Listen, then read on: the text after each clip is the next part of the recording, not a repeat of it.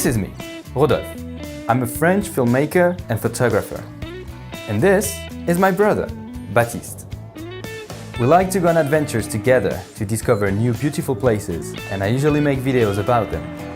Today, we're embarking on the 4th Mazda Discovers road trip, a series where we drive through Europe to meet artisans who tell us all about their craft, their skills, and their artistic journey. Mazda's philosophy itself is deeply inspired by Japanese craftsmanship. We have been invited on a journey from Versailles to Zurich in a Mazda CX-30 to meet Eric Blum from the Onkahewa studio. He designs and creates custom-made hats, and he will tell us all about his passion and his craft, which he's been perfecting for years.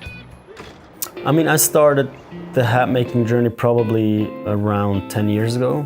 It's very rewarding working with your hands, holding a product in the end. I think with every hat that I produce, the hours that I've spent learning and just mastering the craft and getting better at it just always comes with me and just gives me a really deep satisfaction.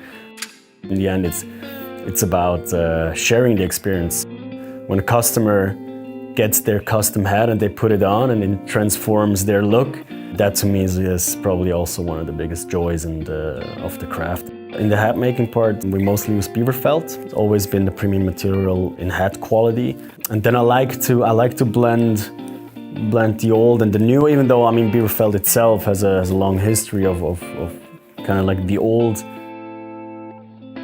I really like using vintage Japanese fabrics, a lot of natural dyed indigos, which are sourced in Japan from an antique dealer, and probably everybody knows the human face itself is the most individual part of our body. There's everybody looks different, everybody has a different head shape, head size, so why should a hat be standardized? So my grandfather's name is the actual brand name, Onkahewa. I have a deep-rooted connection to the country and the culture, definitely. And for me, as a craftsman, there is no country who has a richer culture and craftsmanship than there is in Japan. And my grandfather also was a man who crafted a lot of things. Like he was doing pottery, he was painting. He never made it his business, but I just remember being in Japan and being in his house. You could see all those tools laying around, or paintings, or like brushes, so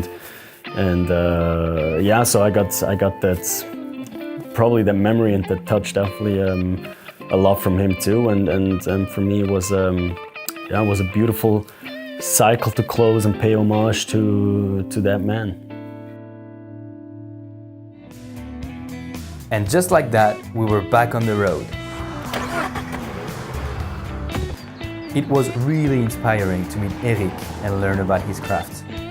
This journey was absolutely incredible. Driving through the Swiss landscapes from lakes to valleys, surrounded by the beautiful mountains. Oh man, that was a trip to remember. We're now heading back home, bringing back with us memories that will last for the rest of our lives.